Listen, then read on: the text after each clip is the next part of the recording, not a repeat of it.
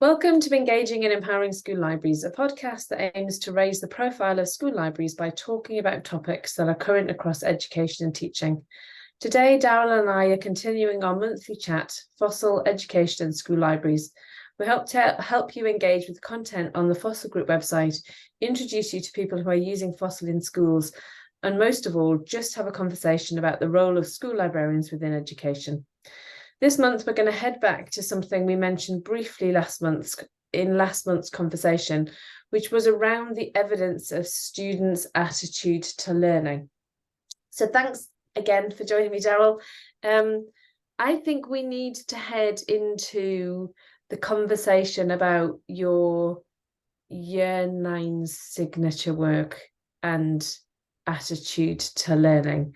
Is that possible? Can you explain a little bit more about your Year 9 signature work for me? Good morning, Elizabeth. Good morning. So possibly just before we get going, could I just flag, because there are some very interesting conversations starting to take place in the FOSIL Group forum at the moment, some very exciting and very promising conversations. Absolutely. And what I'd like to do is just flag for anybody who listens to the podcast and who is a member of the FOSIL Group, which is free to join, to subscribe to the forums so that they receive notifications of updates. Now there is an FAQ. So if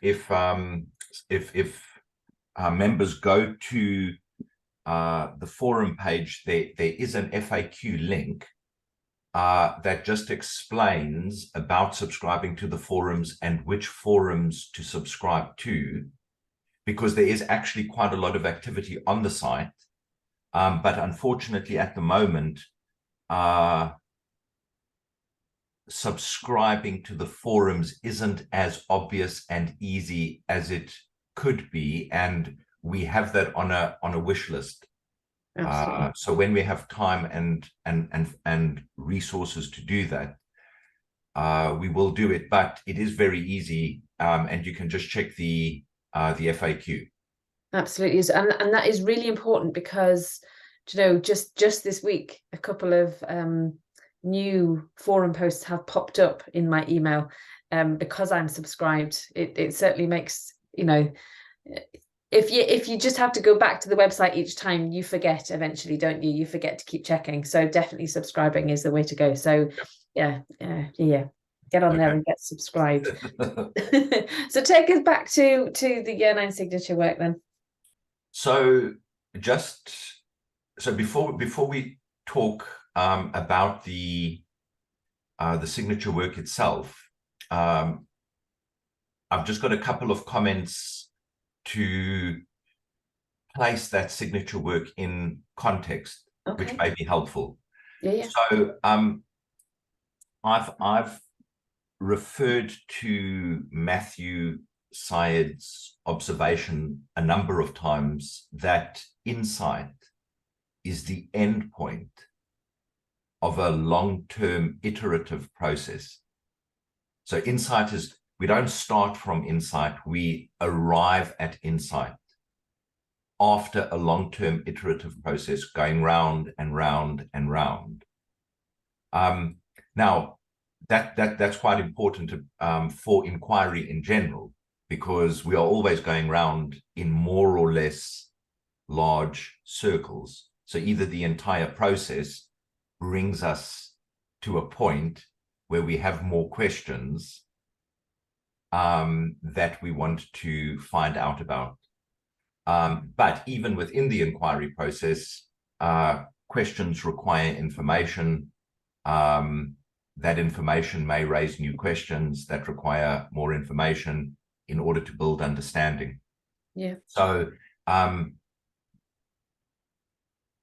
this iterative process is going on all the time on many different levels. But the reason why I mentioned that is because the insight that I've gained into the signature work project as it stands now comes from 15 iterations. Okay. So 15 years worth of doing a signature work project in some form or another. Okay. That stretch back over 15 years. So I will provide links to 2 forum topics that pretty much go back to where I first began to wrestle with what is for us now the signature work project. And that is a combination of the inquiry skills project and a year-long signature work project. Okay. So I'll send you those links. Okay, and we'll put them in the notes below. Yeah. And then, so the reason why I mentioned that is because this week in the signature work project at Blanchelande, students began to shift their focus from reading for intellectual and emotional engagement during the connect stage, as well as dialogue with texts in the wonder stage. So that's something that is different for this year. That's new this year. Is I've worked very hard to try to understand what kind of reading is happening in each stage of the inquiry process. So connect is about establishing intellectual and emotional engagement. And wonder is entering into dialogue with the text. So let's stop there. When you talk about dialogue with the text, are we talking about talking to each other? Are we talking about understanding and being able to explain or dialogue in as much as I've read something and I need to find out more. I need that explained a bit more to me. Is that the kind of like dialogue then we're talking about? So again, I will keep coming back to that book, Action, Talk and Text, Learning and Teaching Through Inquiry, that was edited by Gordon Wells, which is effectively a summary of 10 years worth of action research in Canada, in the Toronto area. So they are quite clear that building knowledge and understanding comes out of talking. Yeah. Now, there they are focusing specifically on, well, initially they're focusing on conversations that happen between teacher and student, as well as between student and student. Yeah.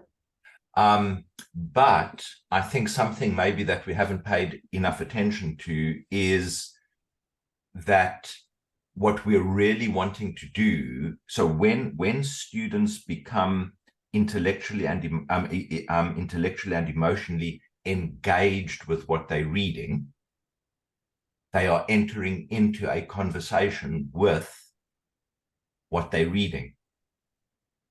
So there is an author who is talking to them, and what they are needing to do is to become sensitive to what the author is saying to them, but equally what the author isn't saying.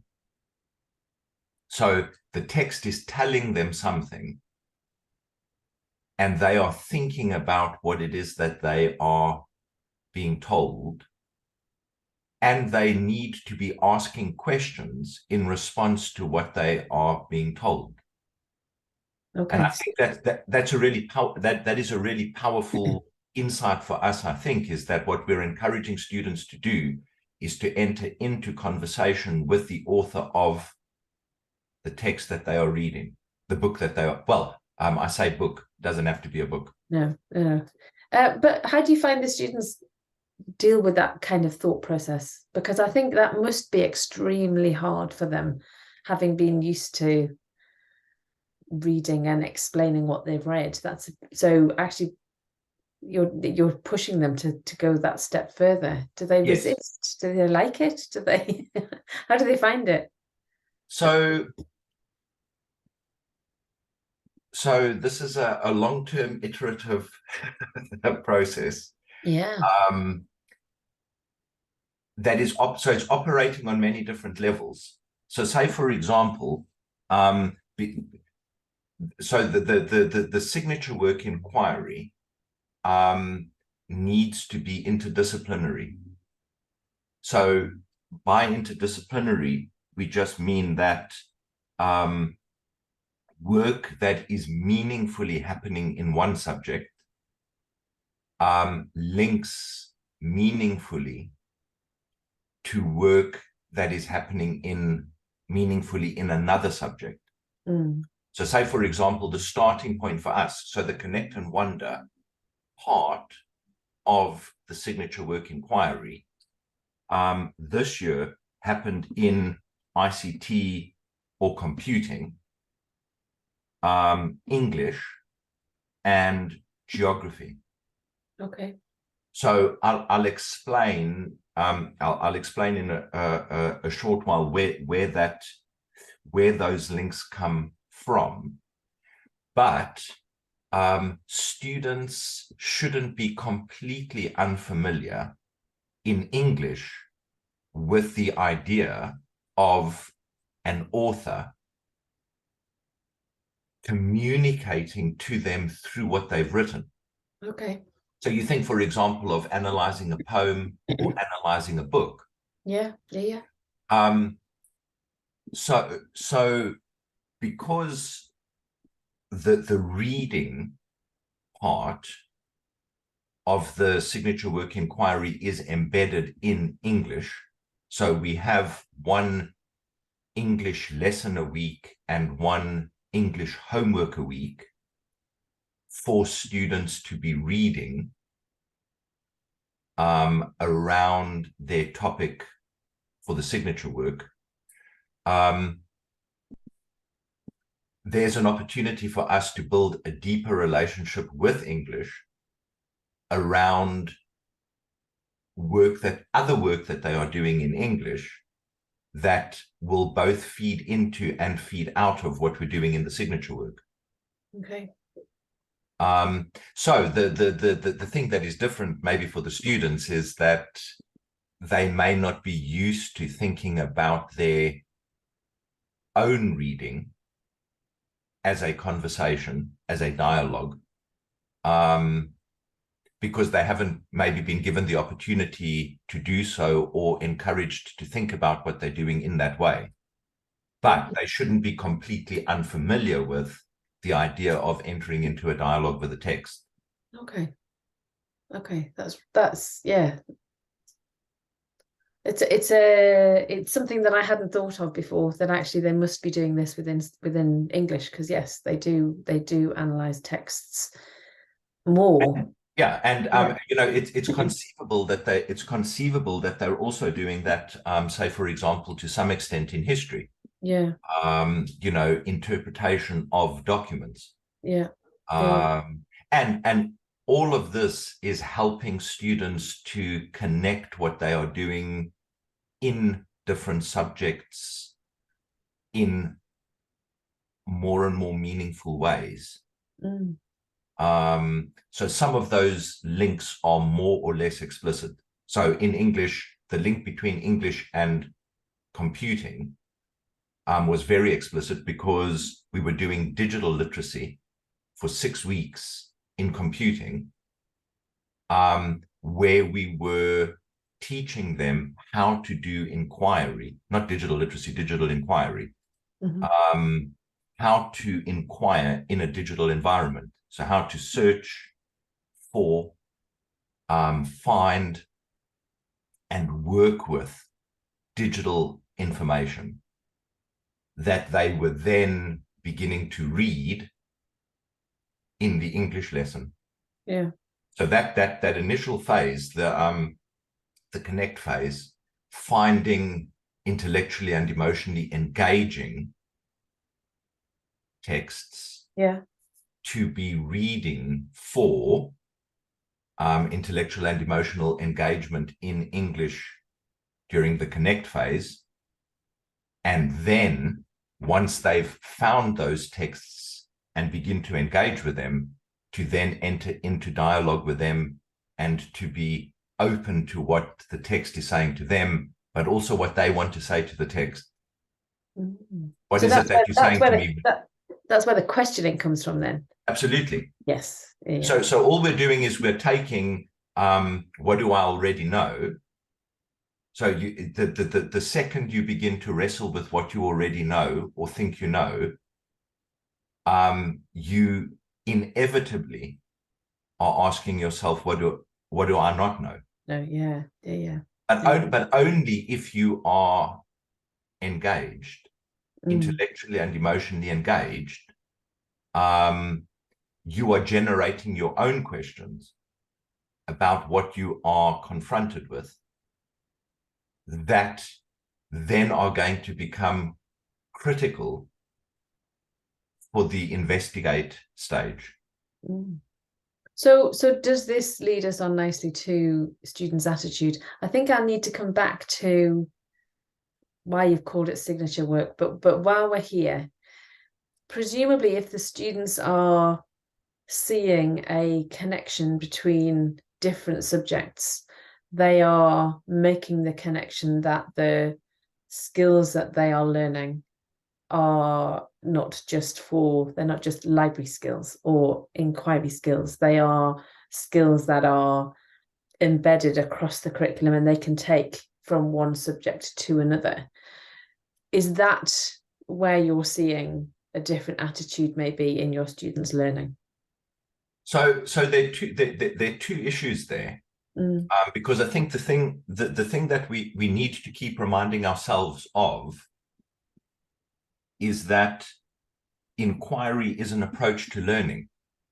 So inquiry skills are learning skills. Yeah. It's learning differently. And that is the one of the key differences, for example, between inquiry and information literacy, or inquiry and digital literacy, or media literacy, or media and information literacy, is inquiry is an approach to learning content that involves many skills, some of which are information literacy skills, media and information literacy skills, digital literacy skills, visual literacy skills, metacognitive, cognitive. So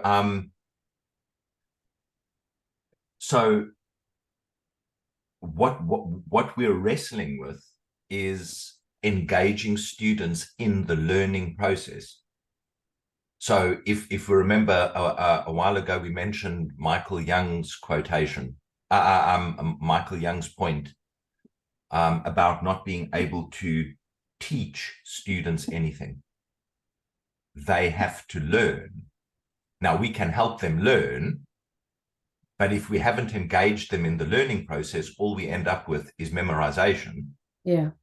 For tests. So we're in through inquiry, we're teaching students how to learn for themselves, isn't it? Yes. It's a process.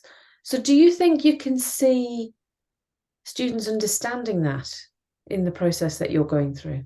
Yes. Do they you know, we've so long been in a cycle of sitting, our students in lessons, giving them the information that they need, expecting them to go home and learn it, then be ready for us to sit a test that covers that information to prove that they've learned something. This is a really different way of engaging students in their own learning, but also helping them understand that they are part of the process, which I feel the teach to the test isn't.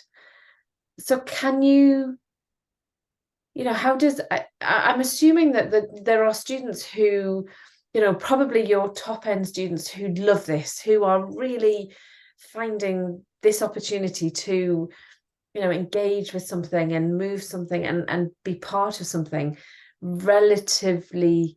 I wouldn't say they'd find it easy, because I don't think that this is an easy process for any of them.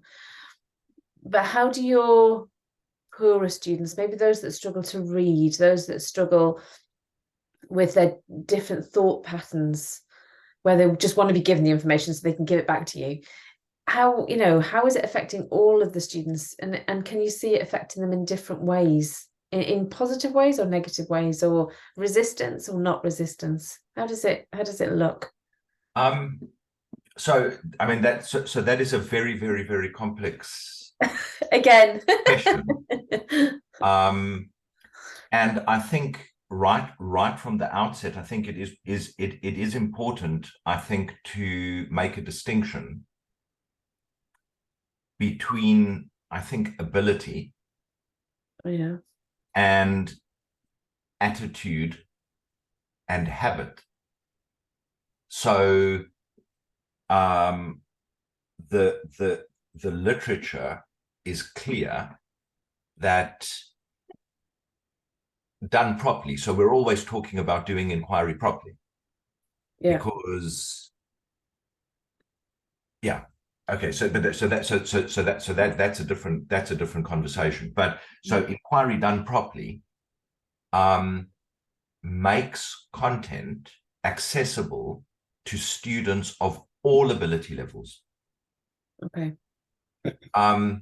How far each one of them is able to progress may differ. Yeah. But the thing that we're talking about, and which is actually the real, it's the initial challenge, is attitude and habit. So if children have never been given the opportunity to wonder and to respond to that, and been helped to find out, to wrestle with, to think about, to talk, if they've never been given that opportunity, that's difficult. When they first encounter it, it's difficult.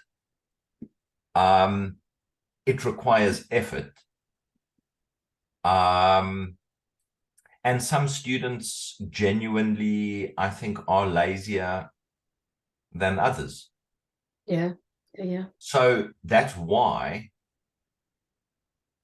I think Michael Young's insight is so useful, is unless we've engaged children in the learning process, which is a difficult process, then all we get is memorize this, memorize this, memorize this, in order to reproduce it. So do you think habit is important? So habit is huge. I'm glad you said that. I'm gonna try and find it while we're talking. I've got a quote on my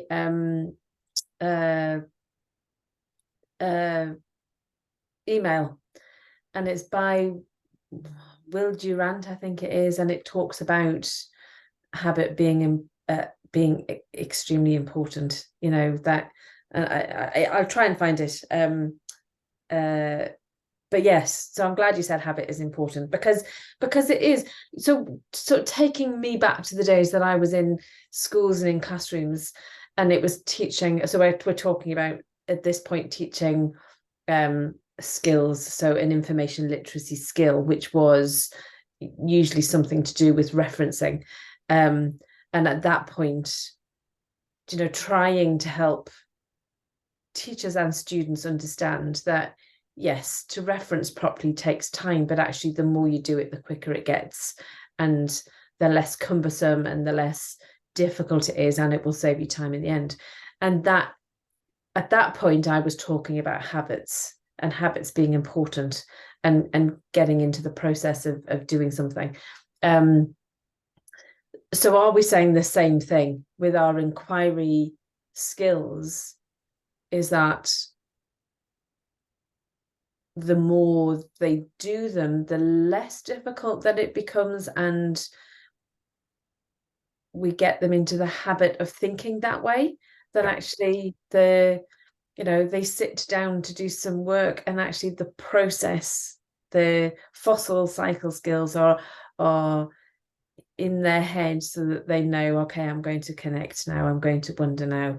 Is it as simple as that?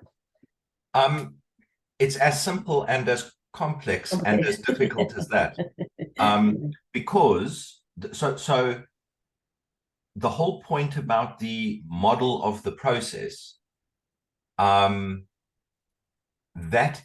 is an attempt to describe what happens when we learn about something for ourselves. So it's not something that we are forcing onto reality. What we are doing in the model is to describe something that happens. Now, that something happens more or less easily, more or less naturally, more or less effectively for some students, for some people than other people. Yeah. So let me stop you. I've just found the quote. We are what we repeatedly do. Excellence then is not an act, but a habit. Yeah. So I'm delighted that we yes. we are actually on the same line.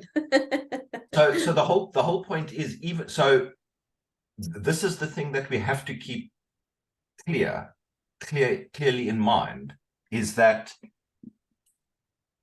it's an attitude of wonder and puzzlement. Yeah. That is the starting point. If children are not full of wonder and puzzlement, then the process of inquiry doesn't start. The process of learning through inquiry doesn't start.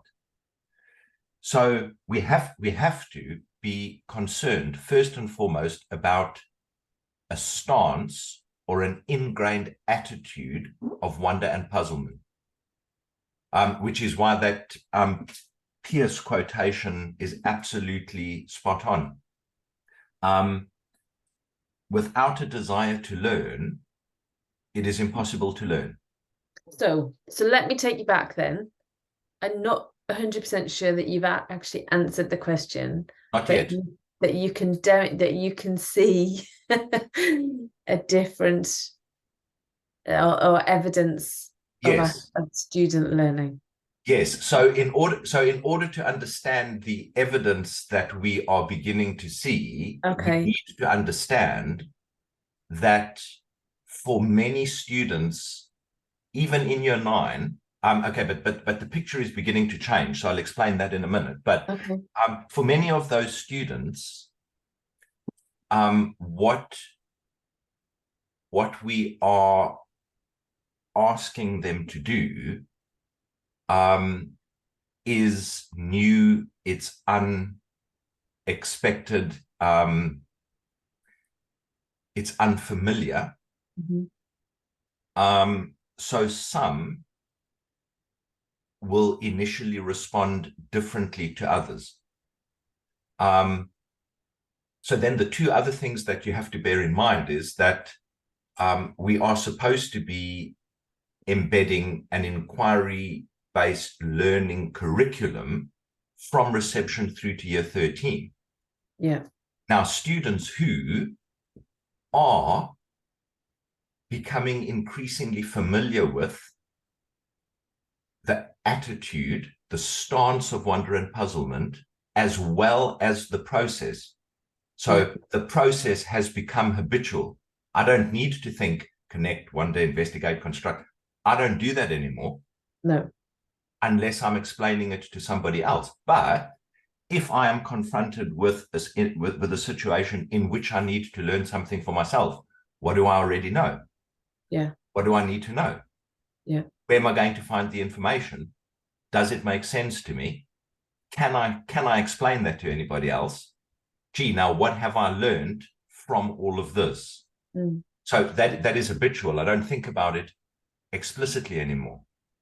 So by the time students who are working their way up school get to year 9, somewhere down the line, we're going to be starting from a different point for those students. Mm. So where things are beginning to get interesting now is that last year we ran that very, very ambitious year 6 interdisciplinary signature work inquiry. Yeah. Those students are now in year 7. We don't yet have something that will involve all of year 7 students in a full inquiry yet, although we have got 1 or 2 things that we are working on. But even before those students get to year 9, they will have, in various subjects between year 7 and 8, will, by the time they get to year 9, have experienced a full inquiry that is more or less complex. Yeah.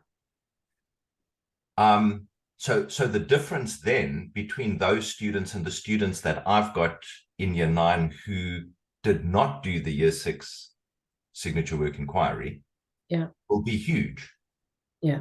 However, the students that I have in year 9 now are completely different from the students that I had in year 9 when I started at Blanchelande 3 years ago.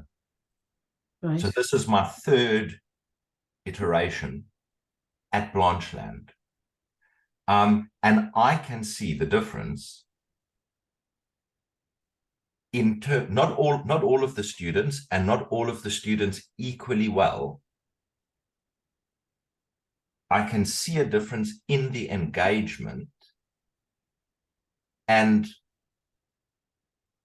I am as certain as it's possible to be that because we have a well-designed, well-structured, well-supported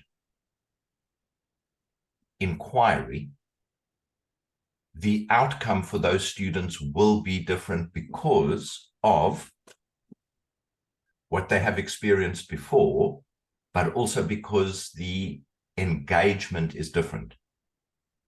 Now, where we can actually notice already notice a difference is that the students who I had last year for the year 9 signature work inquiry, who have gone on to do the HPQ.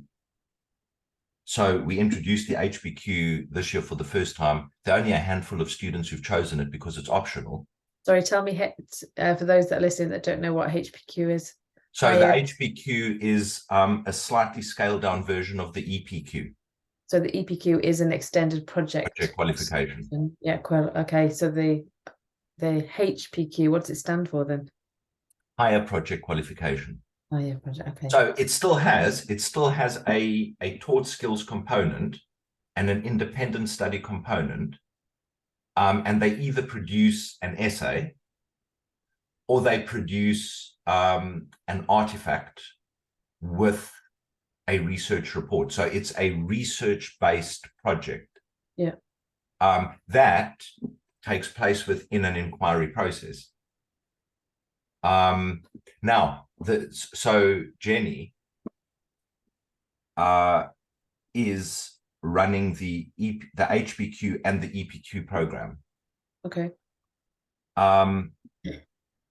So we've already done half of the HPQ taught course in year 9.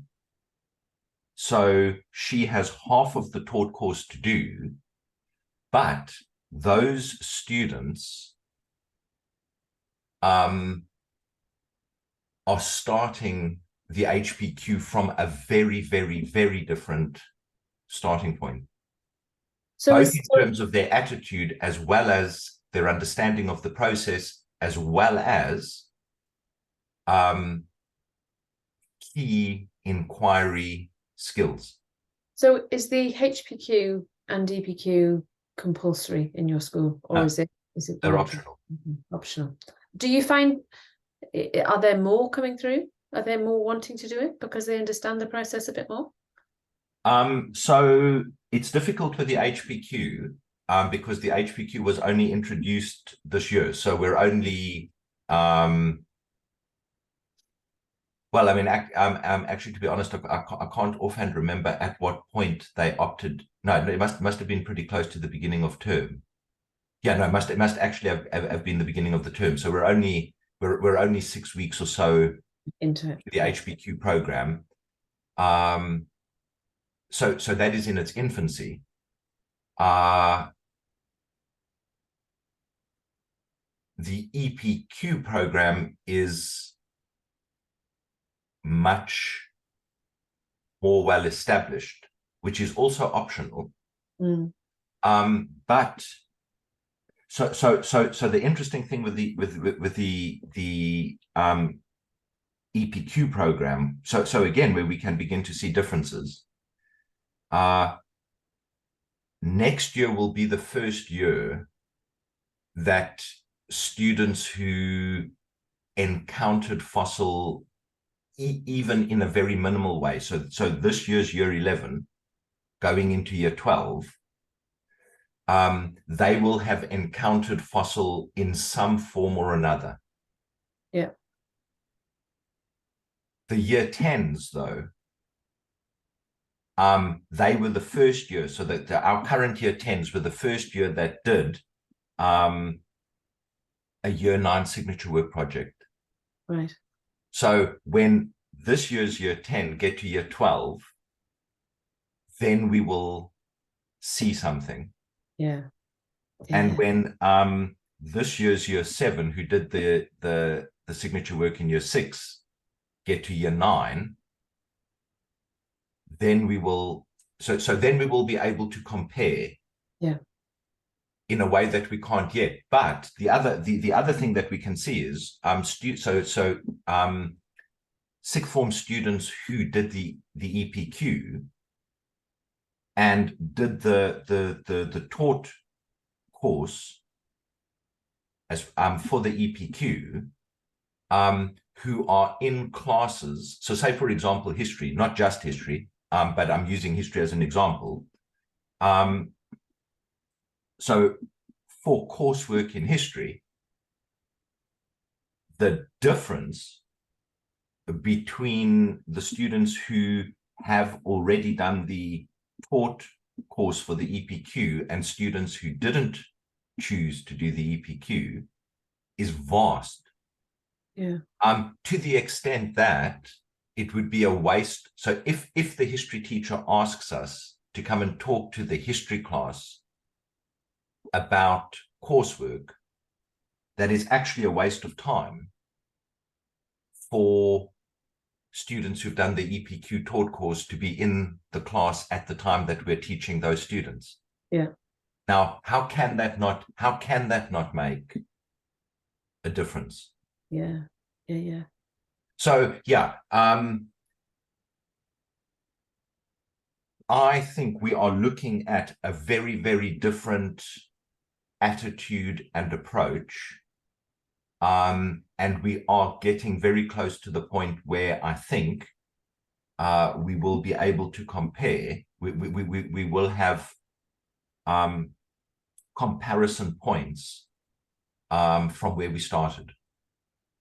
Because it's really interesting listening to you, because many schools decide that the EPQ should be done, and they do guide them through it. And some it must I don't know whether I'm talking too specifically, but maybe it tends to be the students who are more engaged, who have got the understanding and willpower and everything else that goes with it to do the EPQ. Do you think you'll see? So what we're saying, I'll finish my sentence, our thought process, what we are saying is that it's far better, and those students coming through that have done inquiry all the way up, that the EPQ will be something that they can achieve highly at because of the previous experience that they've had.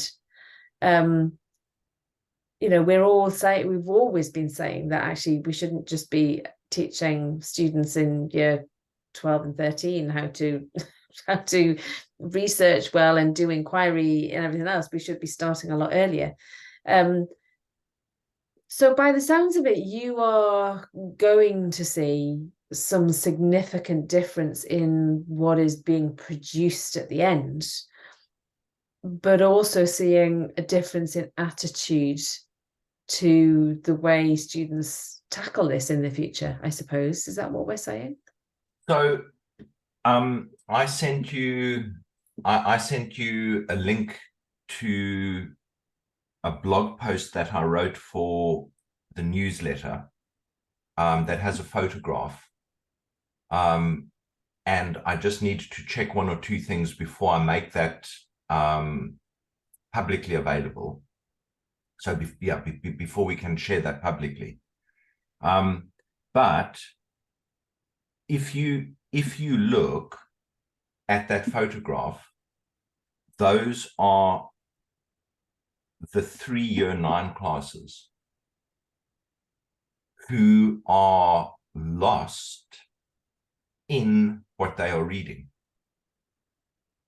Now, so this, I haven't got a clock, so I don't know where we are in terms of our. We've got a little bit more time. Okay, well, so maybe what I'll do is I'll just speed this bit up because I just wanted to position something quite important before we end. Okay. I think that will summarize everything that we've spoken about today so far. Yeah, that sounds perfect. So people who listen to the podcast, hopefully by the time the podcast is available, will be able to see for themselves what we're talking about. But so those students are not reading notes that I have prepared. Every single student in that class is reading something that is unique to them, that relates directly to the topic that over the course of the last 6 weeks they have identified. So if I just read these two things, and then maybe we can wrap absolutely up, because we haven't even made it on to investigate today, which is actually where the year 9s have gotten to. Okay. So we've done Connect and Wonder last term. They are shifting into, so it's shifting from reading for intellectual and emotional engagement in Connect and dialogue in Wonder to reading for information and meaning in texts in Investigate. So it's not just reading for information, it's reading for information that I can make sense of, that means something to me, that I can do something with. So that emphasis again, I think, is different. But as we were doing that, it reminded me of something that I wrote 10 years ago about the idea of the library college. So that was a development. It was particularly strong in America in the 60s, but wasn't limited to America.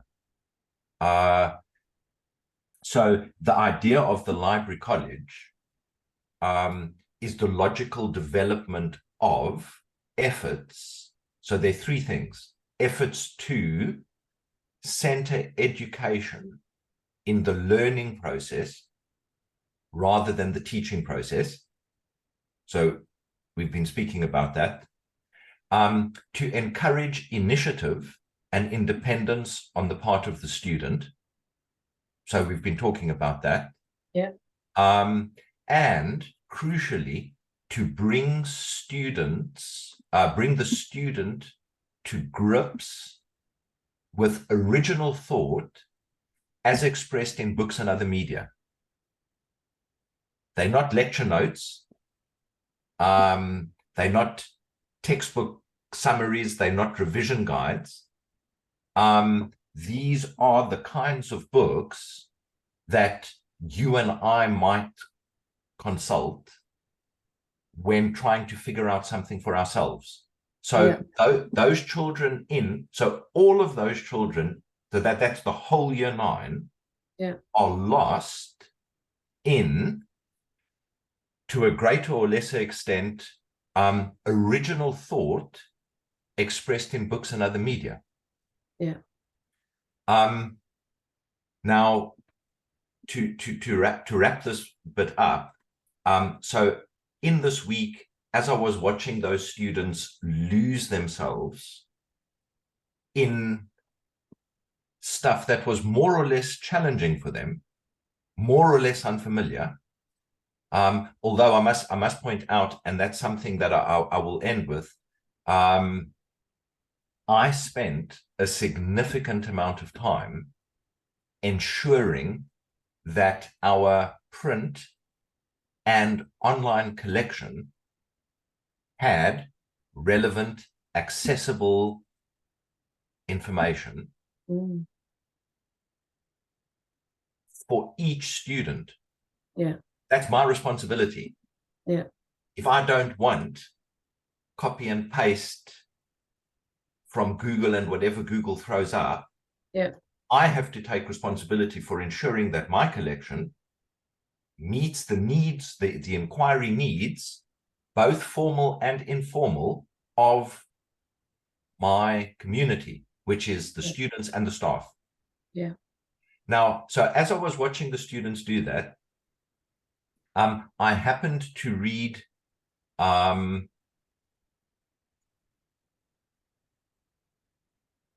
Douglas. So I won't explain this now because we won't have time. So I have referred to Douglas Knight before, but it's his foreword to a report called Library Services for the Nation's Needs Towards Fulfillment of a National Policy. So in America, published in 1968. So in that foreword, so watching the students and thinking about this thing that I'd written about the library college movement,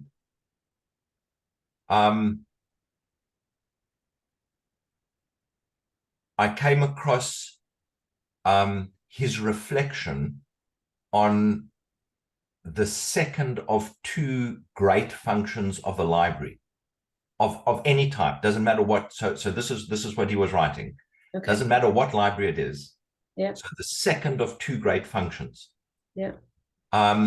is that it allows and encourages the development or the extension of ideas, not their passive absorption, but their active generation. Here, our image of the conventional reading room may interfere. We picture 100 silent, inert figures and forget that each is making some active reckoning with all that he thought to be true before he confronted a new range of ideas or conditions. He may be more active at that quiet moment, in fact, than at any other time of his life. The technical means of this encounter may be a record, a tape, a film, a printout, or, most radical of all, a book. Libraries are not bounded by means. They will and should employ any means to achieve their ends. Now, that is what we are looking at in those photographs. Yeah. And that is it's an extraordinary achievement. Yeah. But of course, that's not all it is.